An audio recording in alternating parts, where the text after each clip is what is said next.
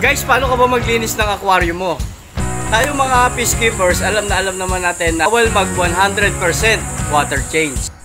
Pero yun nga, kung hindi may iwasan at gusto natin na mag-reset, tulad nung ginawa ko dito sa 75 gallon at dito sa 50 gallon, nag 100% water change ako or nireset ko yung aquarium ko na to.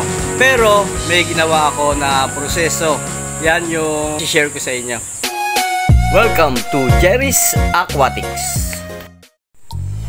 Okay, ganito guys yung ginawa ko. Yan, makikita naman natin na malinaw na or malinis na yung tubig sa aquarium. Inalis ko muna yung mga isda dito, then nilipat ko sa ibang lagayan.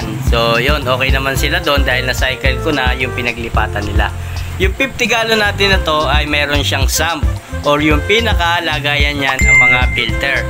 So dito sa unang chamber, ang nakalagay dito ay yung mga filter foam, then yung mga ceramic ring, lava ring at yung mga lava rock dito sa pinakadulo. So ang ginawa ko muna dito guys, nilagyan ko ng tubig, then nilagyan ko siya ng rock salt. So yan, yung rock salt na mabibili lang sa tindahan. Huwag iodized salt kasi makakasama sa isda yon.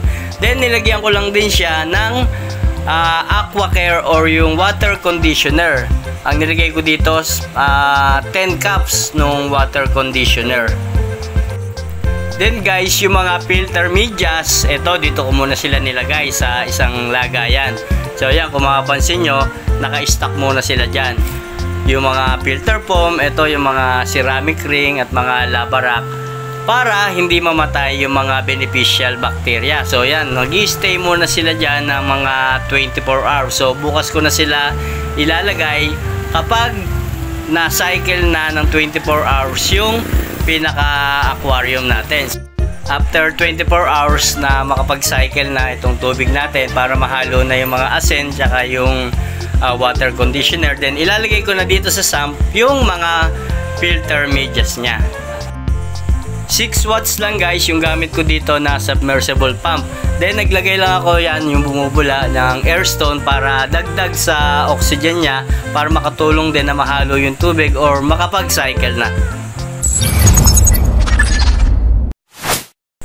Okay, so ayun mga kapisda, ganyan lang yung ginagawa kong pagwa-water change ng 100% or kung magre-reset ako ng panibagong tank. Yun, sana may nakuha kayong idea at makatulong din sa inyo kung nag-aalaga man kayo ng isda at kung paano mag-water change, at yun, para hindi na tayo mamatayan ng isda. Guys, kung umabot ka sa part ng video na to, ay huwag mo naman kalimutang i-like at pa-subscribe na rin para ma-update ka sa mga susunod ko pang mga video. And guys, kung meron kayong mga tanong ay comment nyo lang dyan sa ibaba at sasagutin natin yan base sa mga napag-aralan at na-experience ko natin. Okay mga kapisda, happy fish keeping!